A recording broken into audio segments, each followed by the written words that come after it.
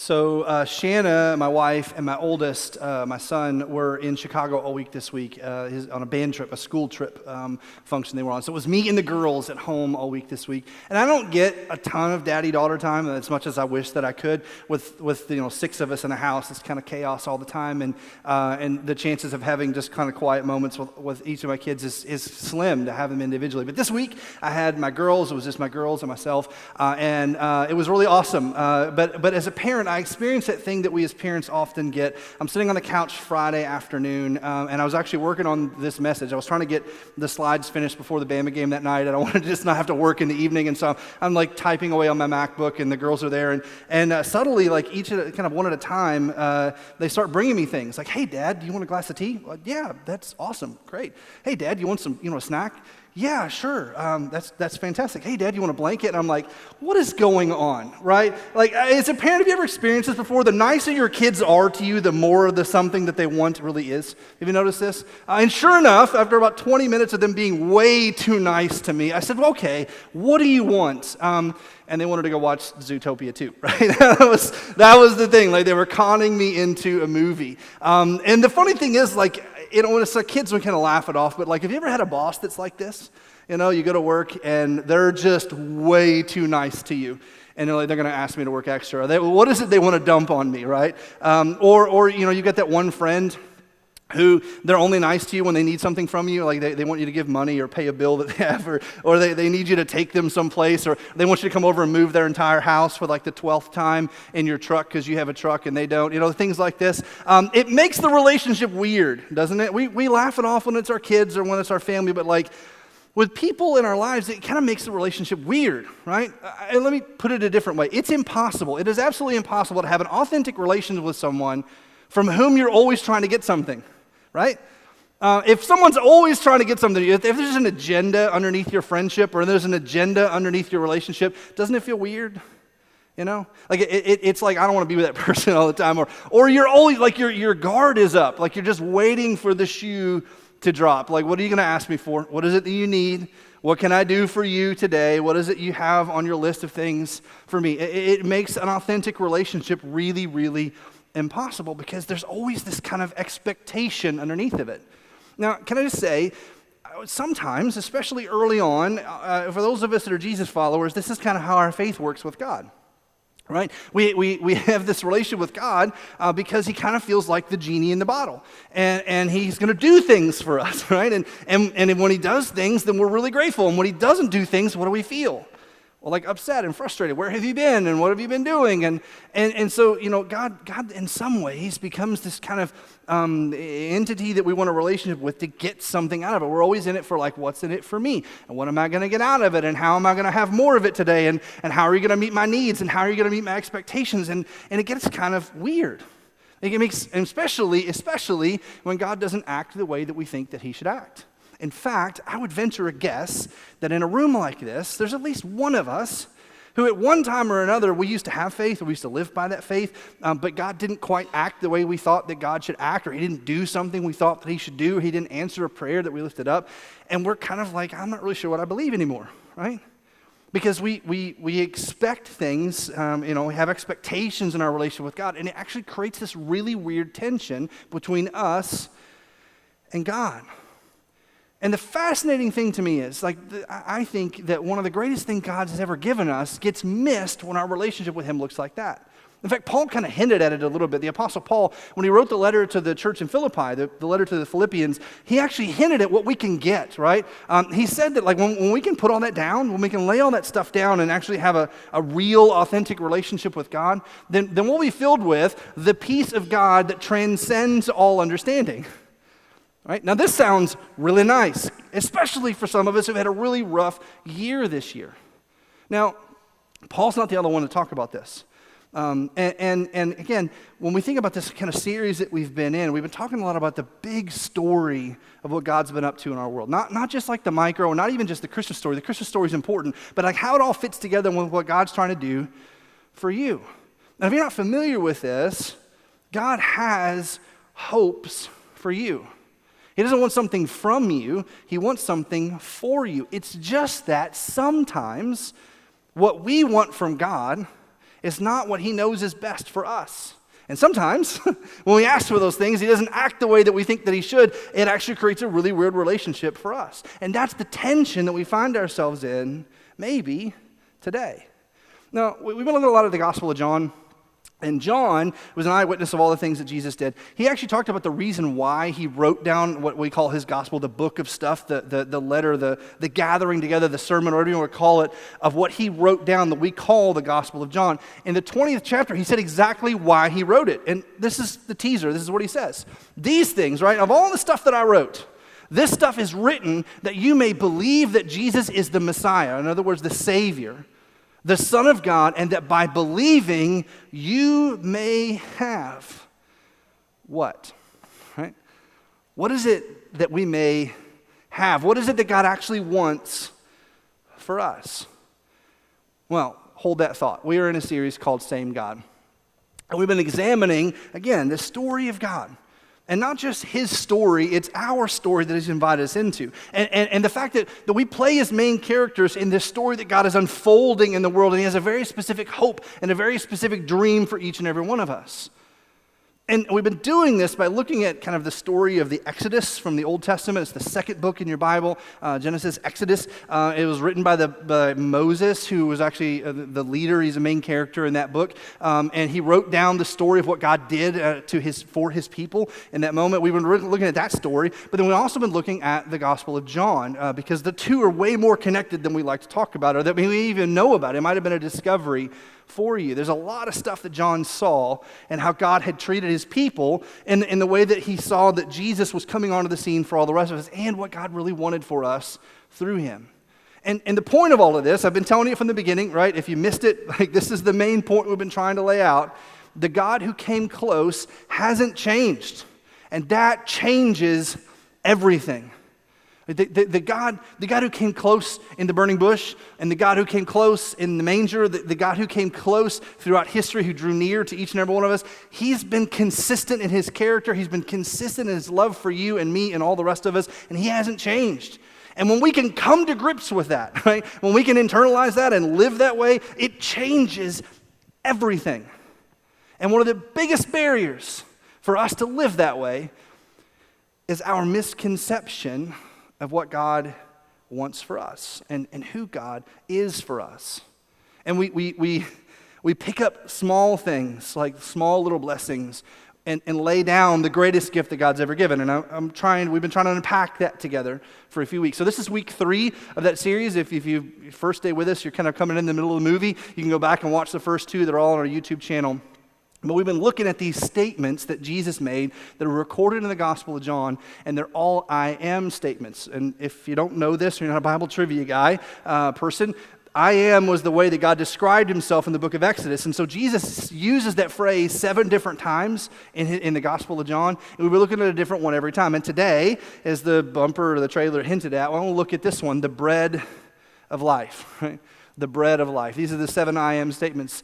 Jump on to the next slide for me, Sean. That one's an extra. So let me kind of set the scene for you a little bit about what this story we're going to tell today when Jesus said this phrase. And again, the bread of life is Jesus literally said, I am the bread of life. And he did this right after probably the most famous story in the Gospels. Even if you didn't grow up in church, you've heard this one before. It's one of the most biggest played out stories. You've heard it. I've seen this story played out on felt board. Did anybody grow up in Sunday school with felt board characters? I did. I've seen this story played out in like coloring books. I've seen this story for as long as I can remember. But what we skip or we kind of gloss over, like again, this is the thing that happens with a story like this. The longer you hear it, you kind of carve the rough edges off of it, and you make it look neat and nice and tidy. But this story of Jesus and the feeding of the 5,000, the story of Jesus feeding the 5,000 is a really significant moment. In fact, after he got done doing it, and he says that statement I just read to you a moment ago about him being the bread of life, half of his followers stopped following. They hit the unfollow button. In fact, his disciples looked at him and said, this is a really hard teaching, right? How are we supposed to live into this? Can't you talk about something else nicer than this? They were really uncomfortable with the whole thing. But it's one of the most important things Jesus said because it actually shapes who he wants to be for us. And the people there kind of missed it, okay? So Jesus has been teaching. He has kind of set the scene. He's been teaching in the synagogue. He healed people, and this big healing happens, and everyone is just amazed that Jesus could do what he did. And so he actually tries to leave town, and John, the narrator of the story, says a great crowd of people followed him because, right? The great crowd of people followed him, not because of who he was or who they thought that he should be. They followed him because they saw the signs he had performed by healing the sick. And I love that John used the word performed because it kind of sets up that they looked at Jesus as like the magician, right? Do it again, right? Do a flip. Can do that one more time? Do us a trick. Let me see what's happening. That's kind of the way they saw this. And so they weren't following because of the fact that they believed he was who he said he was. They were following because he did cool stuff, and they wanted to see more cool stuff. And so Jesus actually retreated up to northern Galilee, up to the tip top of the nation of Israel, all the way almost as far north as you can go, to a place that's now called the Sea of Tiberias, but then it was called the Sea of Galilee. And so he's gathered kind of on the banks of the Sea of Galilee, and he looks up. It says this: when Jesus looked up and he saw a great crowd coming toward him, he looked at Philip, and he calls out Philip because Philip was born there. And so he looks at Philip, and we kind of carve the niceness into the story, but he's kind of being smirky a little bit because Jesus already knew. John tells us in a second Jesus already knew what he was going to do. But he looks at Philip and he says, "Hey, Philip, where shall we buy bread for all of these people to eat?" Right? Look at this crowd that's coming. There's a whole lot of them. Where's the nearest grocery store? Where's the nearest kind of 24-hour? Where can we go buy bread for all these people? And Philip doesn't get the joke. In fact, he gets kind of upset, right? But John gives us the detail. He says he only asked this to test him, for he already had in mind what he was going to do. And so Philip responds the way any of the rest of us would respond, by going, "You've got to be kidding me. This doesn't make any sense. How could we possibly do this?" Philip answered him, "It would take more than a year's wages to buy enough bread for each one of these people to have even a single bite. How are we going to feed all these people?" In other words, there is no store. There is no way. It can't happen. It's impossible. They can't be satisfied. There's no way we can satisfy the hunger that they have. There's no way we can sustain them. There's no way we can give them what they need. It can't happen, so you need to send them away. And other gospel writers, when they tell the story, they talk about this, that the disciples tried to send everybody away quietly. Right? Hey, it's time to go. You've heard the teaching. Jesus needs some rest. And it wasn't about Jesus' rest. It was about the fact that they had no idea how to take care of these people. They had no idea how to care for this massive crowd of people. And then in the middle of the chaos of this, because Jesus isn't backing down, John records that another one of the disciples named Andrew, Simon Peter's brother, spoke up. Here's a boy with 5 small barley loaves and 2 small fish. And barley loaves, by the way, was the food of the poor. And so this was the poorest bread. This was the simplest and the cheapest way to make bread. And they only had 2 of them. And then he got 2 small fish, probably pickled fish, right? And so in other words, it's we got a couple of sardines and this little, these loaves of bread. This isn't going to work, but hey, here you go. Just so you know where we're at, just so you know what the rations look like, Jesus, this is what we've been given. How far could this possibly go among so many? And then Jesus, being Jesus, looks at the crowd, okay? And I'm giving the hints away because he says this in a minute, but it's 5,000 men is what it says, which means there's more like 20,000 people. So imagine 1/5 of Bryant-Denny Stadium sitting in front of him on a hillside. They're standing out in front of him in a crowd "Hey, Jesus, do the trick." And the disciples are going, "This is too much." And they're peopled out, right? They have reached their people limit because of all the things that happened in the day. Send them away. There's nothing we can do for them. But Jesus says this: "Have the people sit down." Now, can I ask you something? Just think about this for a second. If you were going to try to feed a crowd of people, because I've been a part of soup kitchens and things before. I don't know if you've ever worked one of these before or gone to places where you're handing out a bunch of food. What do? You don't have people sit down. You have them get in line, right? Stand up, line up in an orderly fashion down the street. We'll pass out the rations till they're gone. If you're in line and we run out of food, sorry, that's it, right? But Jesus didn't say get in a line. Jesus didn't say stack up and women and children come first or something. He just said, have everybody sit down, which is a really interesting thing to do. Because if you were just going to be doing this to hand out food, you'd put them in a line. But if you're trying to teach them something, you're going to have them sit down so that they're paying attention. And that's the detail of this story that is so important, is that Jesus had a point in what he's about to do. Now again, if you grew up in church, don't rush the ending. You know what happens. But Jesus is about to do something really, really important that has a little bit to do with bread and fish and has a whole lot to do with you and me. And the point of what he's about to do is supposed to be earth-shattering for us, but we turn it into kind of a trick that Jesus does. So he says, have them all sit down. Have them all sit down. There was plenty of grass in that place, and they sat down. About 5,000 men were there. Now, this number 5,000, by the way, is also really important, if I can point this out. 5,000, why would John say that? Was he cutting out the women and the children? No. 5,000 was the same number of men that were in a Roman legion. It was the number of a recorded army of the Roman legion. And so that would have been a full kind of barricade of men. That would have been a full army. And John records that because of what happens at the end of this story. So don't miss that detail. Hang on to that one. So then Jesus took the loaves. I love this. And he gave thanks.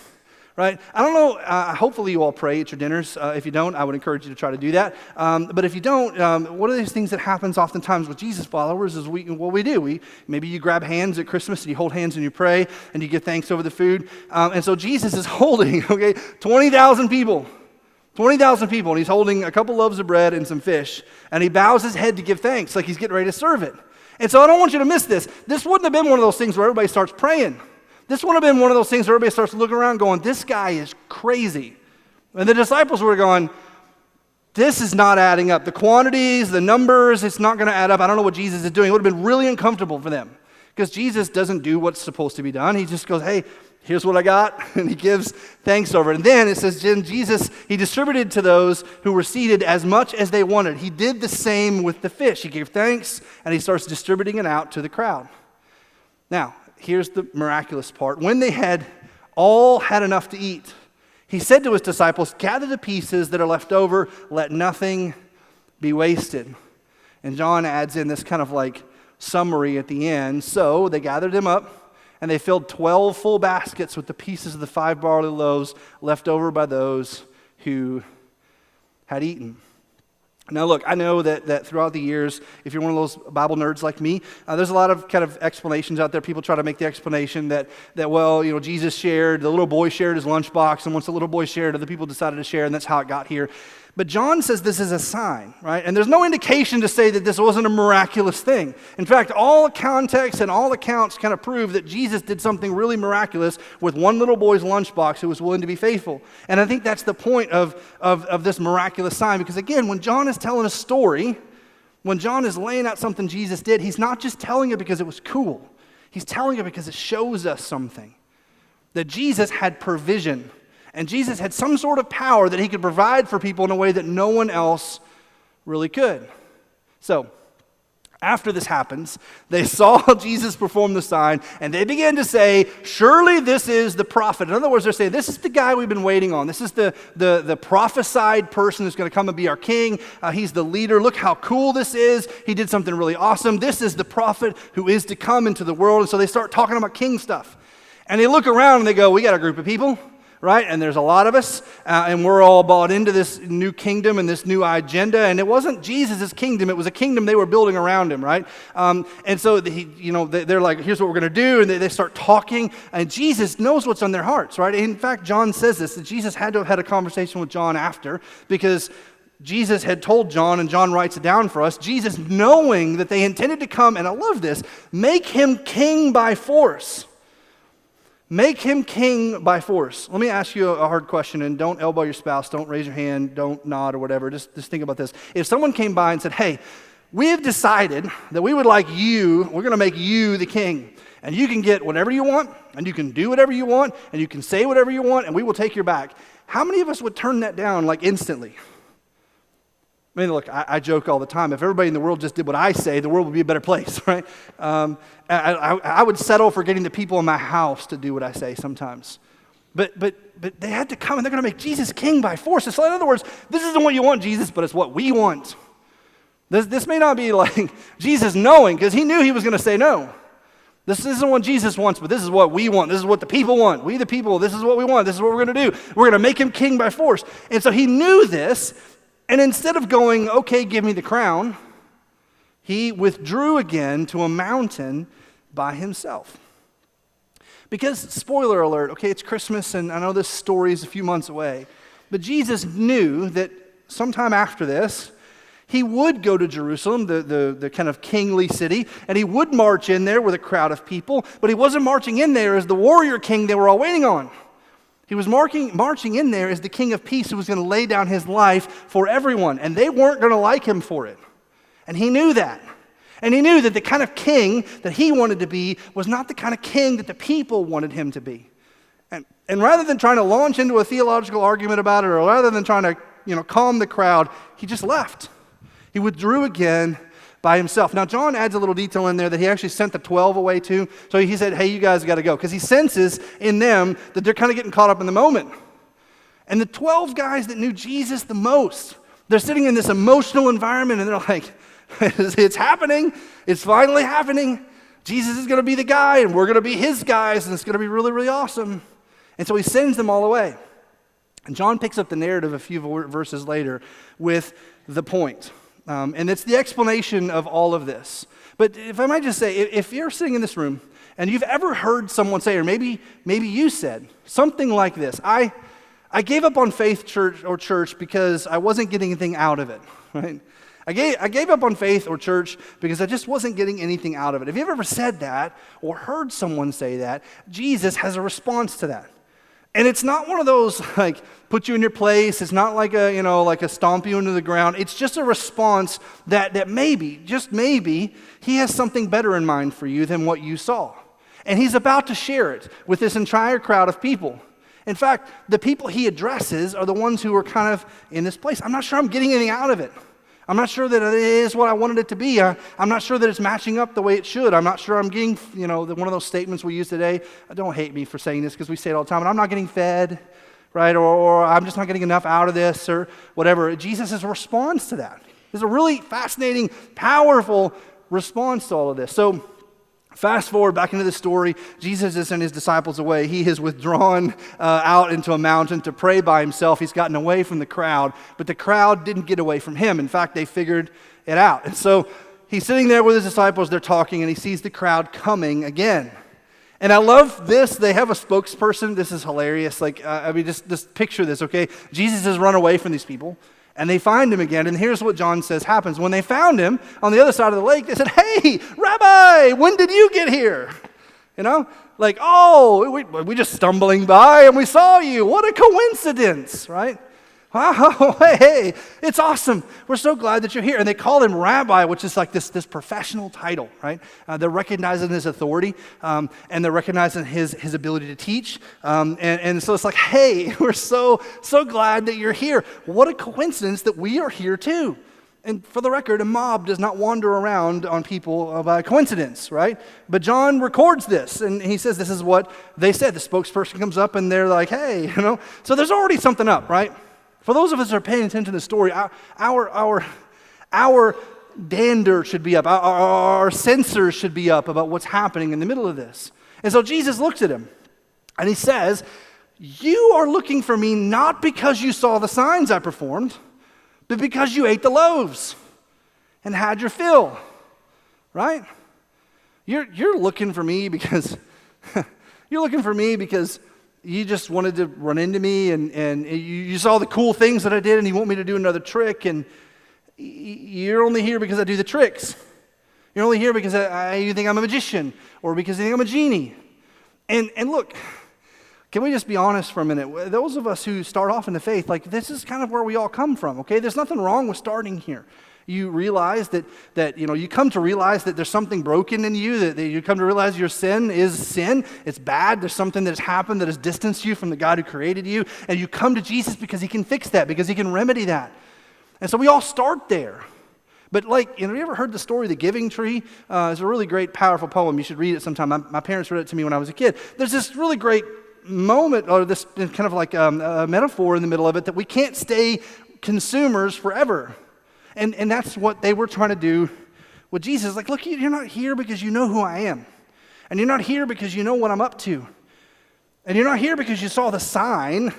You're not here because you saw the thing, the big picture that I was trying to point out about how the world works. You're not here because of the kingdom that I'm inviting you into. You're just here because you ate the bread. You're just here because you want something, right? This is my kids coming to me and say, hey, can I fill up your sweet teacup?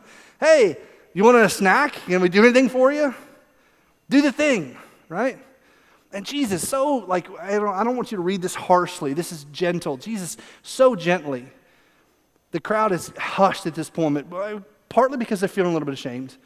But Jesus responds, he says, look, do not work. Don't work for, don't strive after, don't seek after, don't build your life after, don't work for food that spoils, but for food that endures to eternal life, which the Son of Man will give you.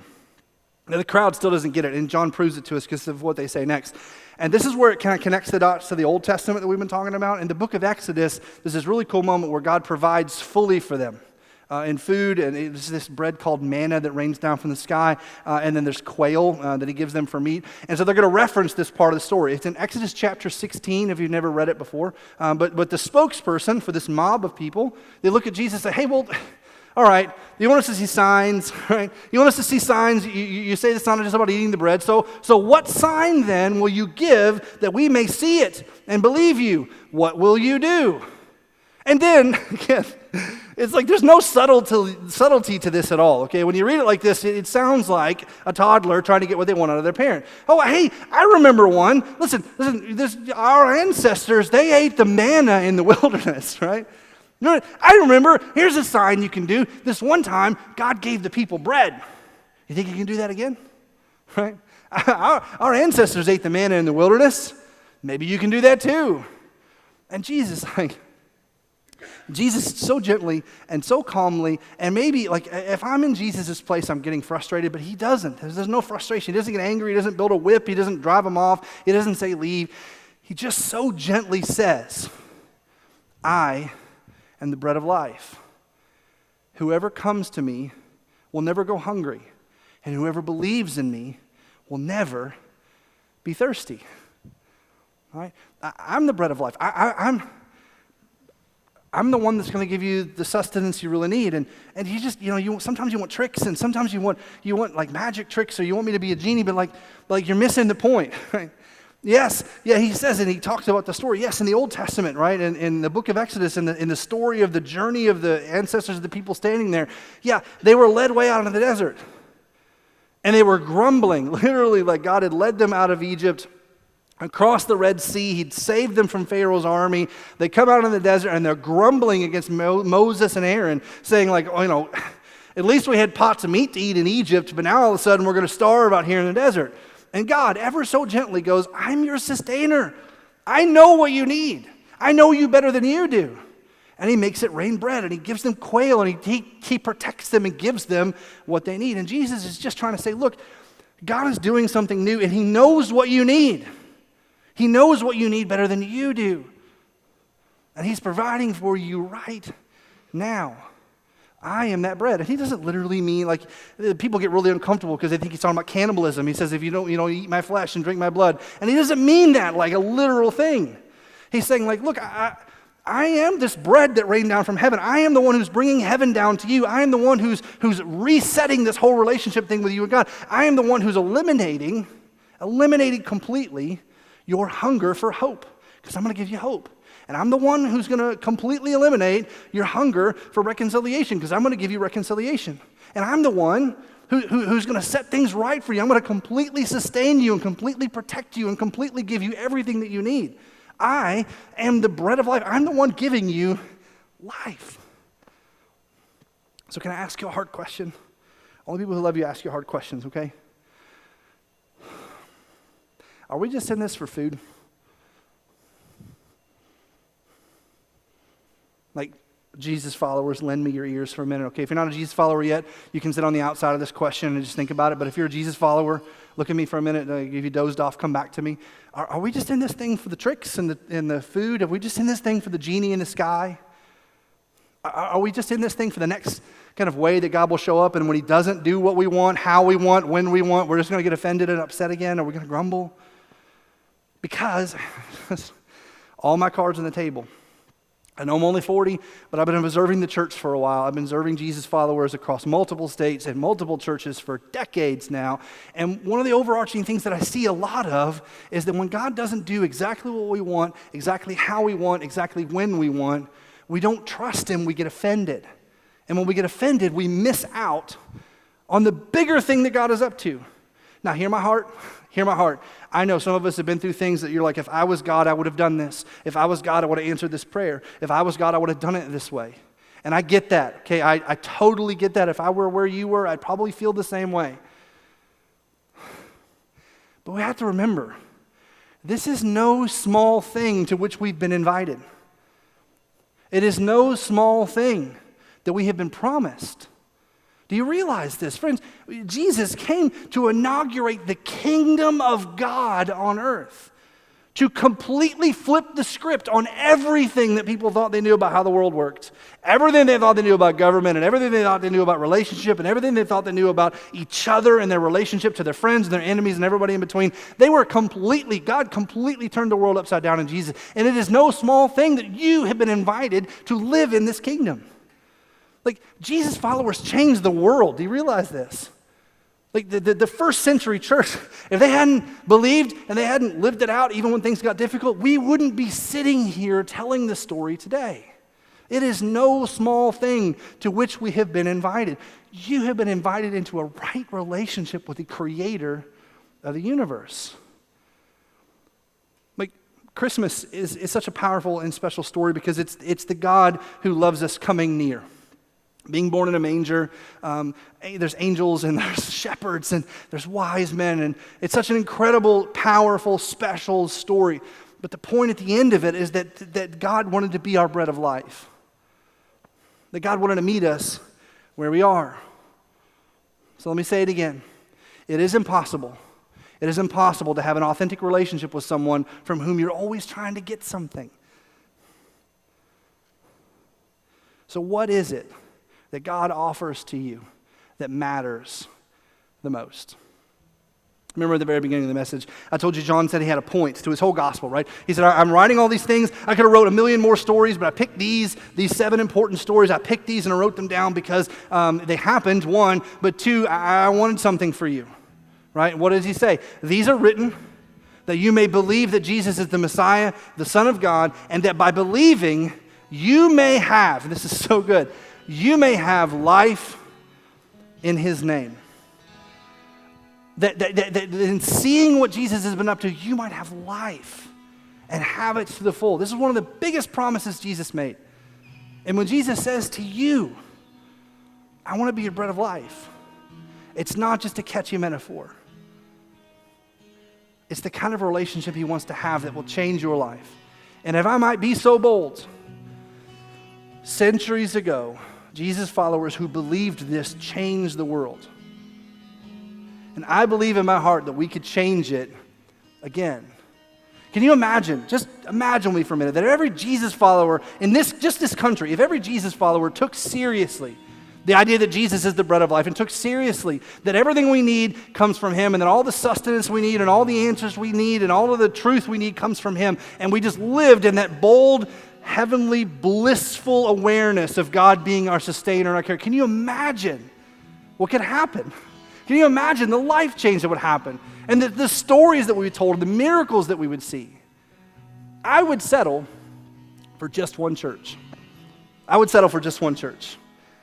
And so as we approach Christmas, I just want to invite you to look at Jesus not as a genie in a bottle and not as the great vending machine of the sky, but as someone who knows you, intimately knows you, and knows what's best for you, and gently wants to walk into your life and bring you hope and sustenance in a way that you can't even imagine that you need. I love to pray for you now as we close out our time. Heavenly Father, I want to thank you so much for being who you are to us. I want to thank you so much for the gift of Jesus, that he is our bread of life, that he is our sustenance, that he is the one who sustains us and fills us in a way that nothing else can. God, I don't know where the hearts are of everyone that's sitting in this room, but I do know that you love them, and I know you know their hearts. And I know that you've been gently probing in each and every one of us over these past few minutes. I know you've been working on our hearts, that there's something you want us to do or something you want us to believe or something you want us to say. I just pray that we might be open to that now. That as we sing our final song, we might remember that you have been doing great things for us for years and years and years, and that you are sitting here willing and ready to do it again. God, we love you and we trust you. We ask in Jesus' name. Amen.